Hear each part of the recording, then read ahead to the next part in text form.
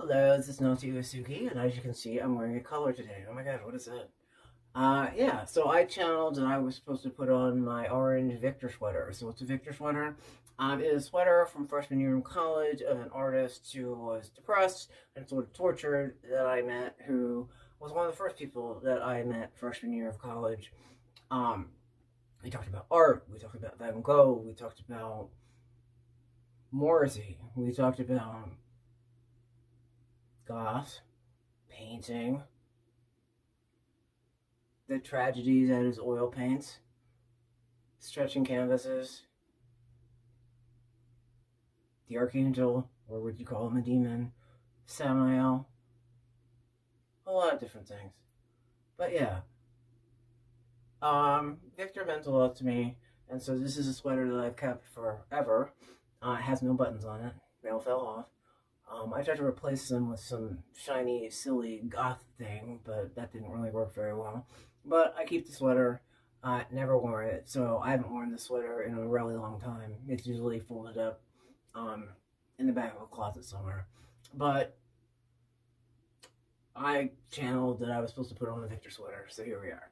And so I'm going to be doing a little bit on, we've been talking about ADHD and, coming closer to your truth and getting rid of shame and, redefining your identity. And so today I wanted to look at the Bhagavadgita. This is actually a copy I have from college.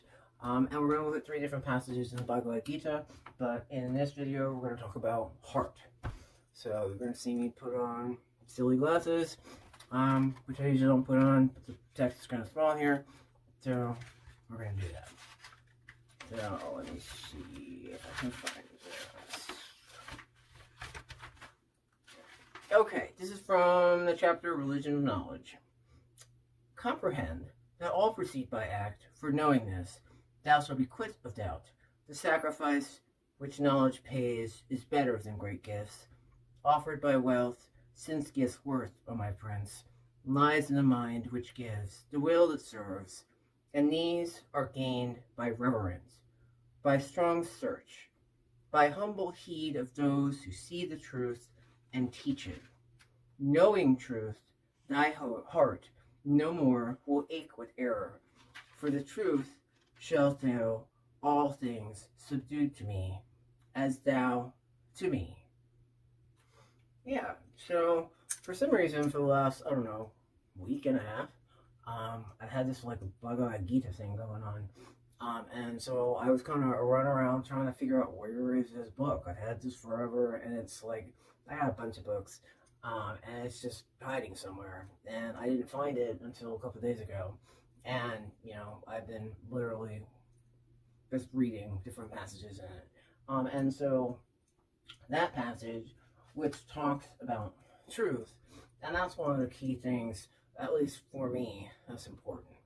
And I know there's a lot of, I don't know, skewed information, misinformation, things that are just untrue, that may be popular or people gravitate towards them because, I don't know, it fits with whatever narrative is going on at the moment.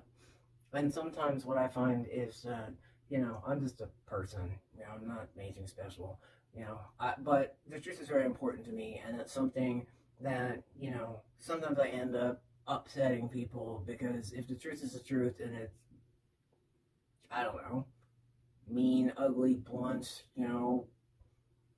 weird, rude, strange, or I don't want to hear it, to me, speaking the truth, no matter how ugly or painful or, that doesn't sound right, it is, I'm going to choose to go with the truth. And sometimes that ends up making people upset.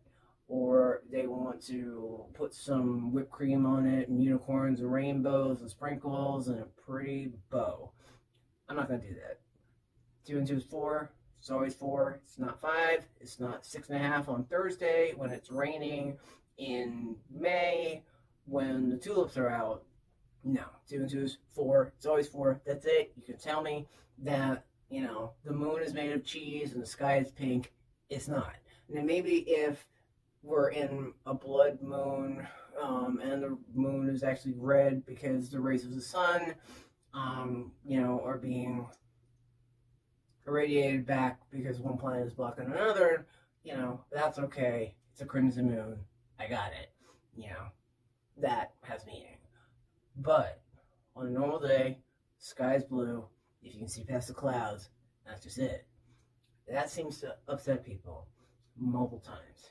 And so I'm going to stick to the truth no matter what it is. If it's in somebody else's favor, in my favor, you know, in nobody's favor, it's just the truth. There's no favor in truth. It just is. You know, that is very important to me. Some people think that's too raw, too blunt. I don't like that. Can you sugarcoat it, make it a little safer, you know, maybe tone it down a little bit, like 2 and 2 is sort of 4 when it's not that bad, and I know you don't like that number, but it's 4. So, you know, it's kind of like that. But yeah, so I wanted to talk a little bit about truth, and so that's important to me, I know, and kind of in this whole journey where, you know, I was talking about ADHD and, you know, reclaiming your identity and putting your boundaries up and stuff like that. You know, truth is important. Understanding who you are and your identity and making sure that you are not letting the outside world define who you are. Or you're not letting the outside world or things from the outside world or things that are popular, you know, or, oh, everybody else is doing it. Well, everybody else is doing it and what you're doing are two different things. You know, if you like to do that thing, go to. You know, but if it's not for you and everybody else likes it, then, you know, if everybody wants chocolate cake and you want mango ice cream mochi, then go get you some mango ice cream mochi. Nothing wrong with that. It's perfectly fine.